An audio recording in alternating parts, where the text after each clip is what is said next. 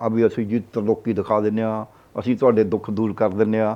ਉਹੇ ਜਿਹਾ ਕੋਈ ਬੈਠਾ ਸੀ, ਉਹ ਕਹੇ ਮੈਨੂੰ ਤਾਂ ਤਰਲੋਕੀ ਨਜ਼ਰ ਆਉਂਦੀ ਹੈ। ਤਰਲੋਕੀ ਕਹਿੰਦੇ ਮਾਤ ਲੋਕ, ਪਤਾਲ ਲੋਕ ਤੇ ਸੁਰਗ ਲੋਕ, ਉਹ ਤਿੰਨ ਲੋਕ ਹੀ ਸਮਝਦੇ ਨੇ।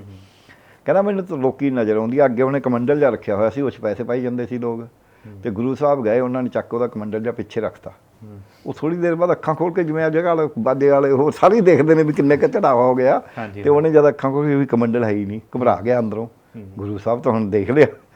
ਤੇ ਗੁਰੂ ਸਾਹਿਬ ਨੇ ਉੱਥੇ ਸ਼ਬਦ ਉਚਾਰਿਆ, ਕਹਿੰਦੇ ਆਂਟ ਛੇਤੀ ਨਾਕ ਪਕੜੇ, ਸੂਝ ਤੇ ਤਿੰਨ ਲੋ, ਮਗਰ ਪਾਛੇ ਕਛੂ ਨਾ ਸੂਝੇ ਇਹ ਪਦਮ ਦੋ। ਕਹਿੰਦਾ ਮੈਨੂੰ ਕਹਿੰਦਾ ਵੀ ਤਰਲੋਕੀ ਦਿਖਦੀ ਹੈ, ਇਹਨੂੰ ਪਿੱਛੇ ਪਿਆ ਕਮੰਡਲ ਦਿਖਦਾ ਨਹੀਂ। ਕਹਿੰਦਾ ਇਹ ਬੜੀ ਹੈਰਾਨੀ ਦੀ ਗੱਲ ਹੈ। ਸੋ ਇਸ ਕਰਕੇ ਸਿੱਖ ਧਰਮ ਨੇ ਸਮਾਜ ਨੂੰ ਕਿਵੇਂ ਚਲਾਉਣਾ ਹੈ, ਇਸੇ ਕਰਕੇ ਕਿਹਾ ਉਹਨਾਂ ਨੇ, ਜੇ ਤਾਂ ਪ੍ਰੇਮ ਖੇਲਣ ਕਾ ਚਾਓ ਸਿਰ ਤਰਤਲੀ ਗਲੀ ਮੁਰੀ ਮਾਓ, ਇਤ ਮਾਰਗ ਪੈਰ ਧਰੀਜੇ ਸਿਰ ਦੀਜੇ ਕਾਨ ਨਾ ਕੀਜੇ।